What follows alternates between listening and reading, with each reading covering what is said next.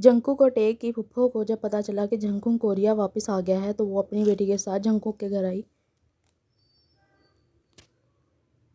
बोंगचा फूफो की बेटी है, वो चाहती थी कि जंगकुक की शादी बोंगचा से हो। वो आई भी इसीलिए थी। वो बार बार बोंगचा से की तारीफ कर रही थी सबके सामने और खासकर जंगकुक के सामने।